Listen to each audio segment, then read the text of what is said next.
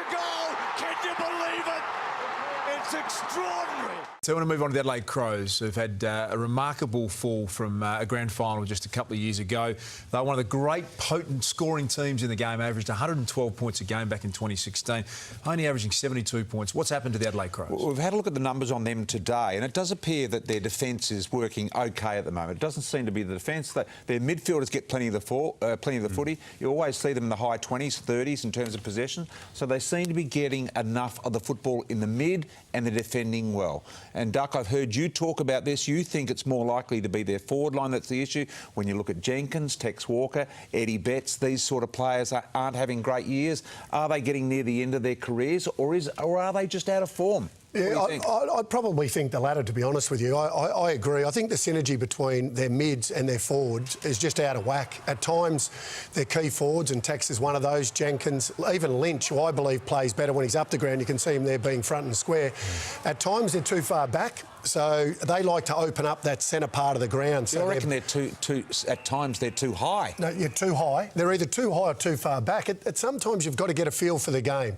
And when you have to be that long kick down the line, you've got to get there to be that long kick down the line. And to me, at times, they've just looked a little bit lost. Clearly, teams know how to play this forward line that was so dominant for Remember, they were getting 2 or 3 goals over the top, not getting that now. Running back into space, and that's not occurring. Just going to Tex Walker, the captain, co-captain now of the Adelaide Crows, we've all had times in our careers where we've had flat moments. We've had a couple of bad games. That's all it is at the moment. It's a couple of bad ones in a row. Played well against Sydney a couple of weeks ago. He was quite solid. So a couple of bad ones in a row. We've all done that.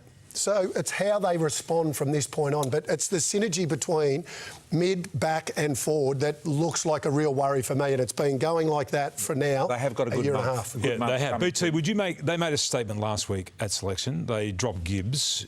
Would they make another statement, do you believe, at selection this week then? Do you think we'll see another big name locked this week? Are you saying they should drop Tex Walker? No, I'm not saying that at all. Sure you're not saying that? I don't think I even... Because the captain won't be dropped full. No, they'll have a look at dropping Josh Jenkins. I think Tex Walker... They've got to shake it up, don't they? They've got to do something. They've got to change the way they play, or they've got to change the personnel. Bryce Gibbs was a massive statement for me, Watto. To drop at 27 disposal, you could have put him at half-back, you could have made him tag, you could have played him for a lot of options apart from dropping Bryce Gibbs. I don't think he'll stop there. I will say, if you look at the other forward lines that have big players, you look at Kennedy and Darling and these guys, they are athletes. They're athletic enough to do both. They can mark the footy, they're good on the ground, and they can chase and they can tackle. And the modern game says you have to be able to do that. So if you want to be playing really well, taking a lot of marks and doing other things really well, if you're not doing that other. So you're saying that Tex and Jenkins and Lynch and Betts aren't doing that? Not at the moment.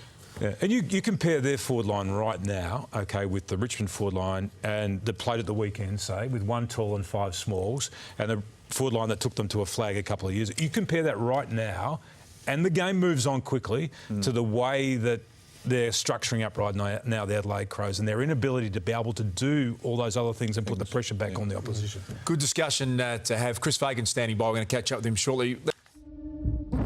30 seconds and counting. Do not adjust your dial. Their own national code of football. This is not a test. The fastest football game in the world. We interrupt your regular programming to bring you a special telecast. Liftoff. We have a liftoff. You are about to witness something remarkable.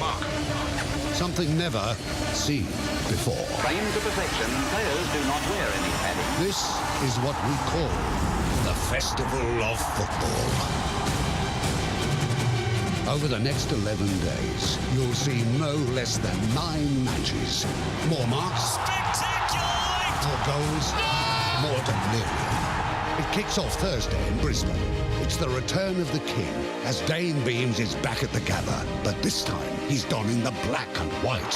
Here is Beams! Oh, he's done it! Friday, it's the Kick for Kids, with the Roos and the Dons reviving old rivalries in their Good Friday clash. What about that? Then a bona fide Saturday night blockbuster, as 2 of the game's biggest names unleash their superpowers under the roof at Marvel. It's a battle of the big men, Franklin versus Lynch. And that's all before we reignite the fiercest rivalry of modern times. Geelong Hawthorn, Easter Monday, Need we say more? Dangerfield done something brilliant again. Anzac Day Eve, we turn our attention to the G as we pay respect to those brave men and women who have served our country. Richmond and Melbourne give us an epic curtain raiser and count us down to the biggest occasion of the home and away season. Anzac Day, Collingwood and Essendon. Are you still with us? There's plenty more to come. It is unbelievable. The power and the rules. It'll be a Friday night special. The Dockers and the Dogs. The Hawks and the Navy Blues. And not only that. Saturday on The Kick, Footy's newest team brings you the lighter side of the game. Don't forget, Sunday is game day. And Talking Footy sets the agenda on Monday night. A huge front bar Thursday night following the Anzac Day match. With special guest Nathan Buckley. What, even if they lose? They're playing Essendon. With special guest Nathan Buckley. It's as good as you'll ever get, I reckon. It's 11 days of indulgence. He is going to get the turnstiles clicking over this boy. 9 big-time matches of Aussie rules football. Spine-tingling stuff. All live and free across the screens of 7. How lucky we are.